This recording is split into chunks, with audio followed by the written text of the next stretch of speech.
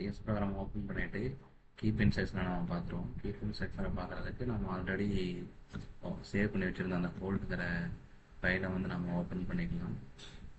Open பண்ணிவிட்டு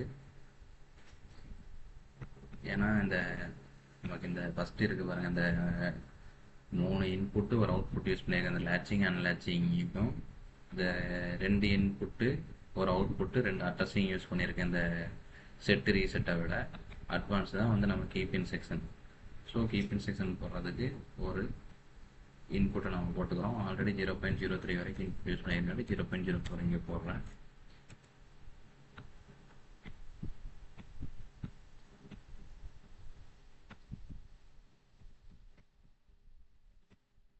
கீப்னு type பண்ணோம், கீப்னு வந்துருச்சு. ஸோ அவுட்புட் வந்து 100.001 யூஸ் பண்ணியிருக்கோம். ஸோ 0.2 போடுறேன். இதுக்கு வந்துட்டு ஒரு ரீசெட் பட்டன் போடணும். இங்கே அட்ரஸ் வந்துட்டு 0.05 ரீசெட்டுன்னு போட்டுக்கிட்டேன். இப்போ வந்துட்டு இந்த ரங்கை வந்து ஃபுல்லாக கூட ஜாயின் பண்ணிடுறேன். ஜாயின் பண்ணிவிட்டு ப்ரோக்ராம் பண்ணிவிட்டு கம்பைல் பண்ணிக்கிறேன். சிமுலேஷனில் போயிட்டு ஒரு ஆன்லைன் சிமுலேஷன் கொடுக்குறேன்.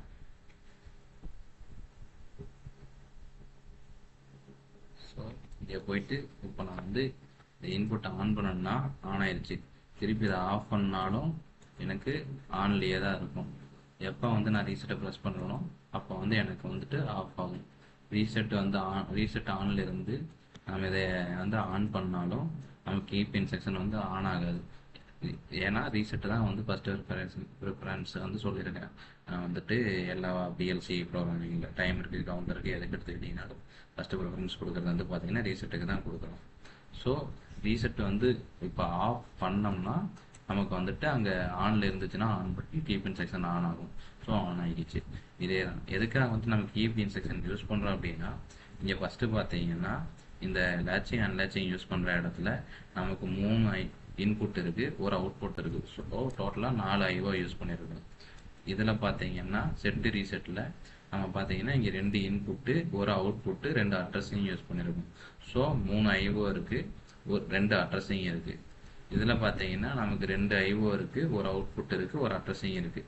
நமக்கு இதில் பார்த்தீங்கன்னா 2 இன்புட்டு ஒரு அவுட்புட்டு ஒரு அட்ரஸிங். ஸோ டோட்டலாக 3 ஐஓ ஒரு அட்ரஸிங் இருக்குது. ஸோ எல்லாத்தோட இதில் ஒரு அட்ரஸிங் குறைஞ்சிருக்கு. ஸோ அட்ரஸிங் குறைஞ்சதுன்னா பிஎல்சியோட மெமரி வந்து சைஸ் வந்து நமக்கு கம்மியாகும். ஸோ அதனால் வந்துட்டு கீப்பின்னு ஒரு இன்ஸ்ட்ரக்ஷன் வந்து எல்லா பிஎல்சிலையும் நமக்கு கொடுத்துருப்பாங்க. எதுக்குன்னா நம்ம வந்துட்டு நம்ம ப்ரோக்ராமிங் சைஸை வந்து குறைச்சிக்கிட்டோம்னா அதோட ஸ்பீடு அதிகமாக இருக்கும் அப்படிங்கிறதுக்காக. இதை வந்துட்டு நம்ம யூஸ் பண்ணுறதுனால யூஸ் பண்ணிக்கலாம், இல்லை லேச்சிங் அண்ட் லேச்சிங் யூஸ் பண்ணுறதுனால யூஸ் பண்ணிக்கலாம், இல்லை செட்டு ரீசெட்டு யூஸ் பண்ணிக்கிறதுனால யூஸ் பண்ணிக்கலாம், இல்லை கீப் யூஸ் பண்ணிக்கிறதுனால யூஸ் பண்ணிக்கலாம். பிஎல்சியில் வந்துட்டு இந்த 3 வந்து இன்ஸ்ட்ரக்ஷன் வந்து நமக்கு ஒரு காமனாக தெரிஞ்சிக்கக்கூடிய இன்ஸ்ட்ரக்ஷனாக இருக்குது. ஏன்னா இந்த 3ல் ஏதோ ஒன்று தெரிஞ்சால் தான் நம்ம கரெக்டாக ஒரு பிஎல்சி ப்ரோக்ராமிங்கை வந்து நம்ம முடிக்க முடியும். செட்டு ரீசெட்டு இருந்துச்சுன்னா நம்ம வந்துட்டு ஒரு அவுட்புட் இல்லாத அதை வந்து மெமரி அட்ரஸ் கொடுத்து கூட நம்ம யூஸ் பண்ணிக்கலாம். அதே மாதிரி கீப்பின் செக்ஷன்லேயும் வந்துட்டு நம்ம ஒரு அவுட்புட்டு கனெக்ட் பண்ணாத நம்ம அவுட்புட்டுக்கார செலவை கம்மிச்சு நம்ம இதுலேயே பிஎல்சியில் வந்து நிறைய மெமரி அட்ரஸையும் கொடுத்துருக்காங்க. அதில் வந்துட்டு மெமரி அட்ரஸையும் போட்டு நம்ம யூஸ் பண்ணிக்கலாம். நான் வந்து அட்ரஸிங்கில் வந்துட்டு உங்களுக்கு ஆல்ரெடி வாட்ஸ்அப்பில் சென்ட் பண்ணிட்டுருக்கேன்.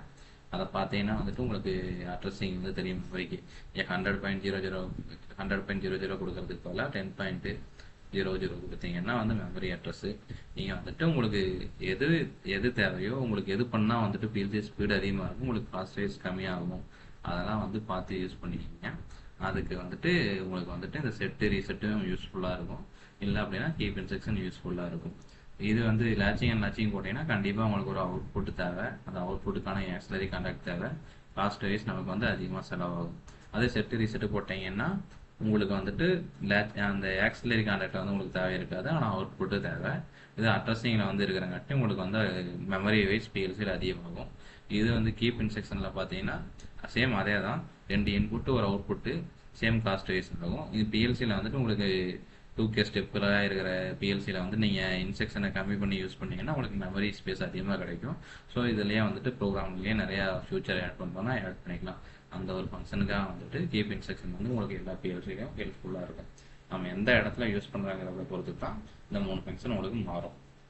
நாம் அடுத்து டிஃபரன்ஷியல் அப் டவுனை பார்த்துடலாம் அடுத்த கிளாஸில்.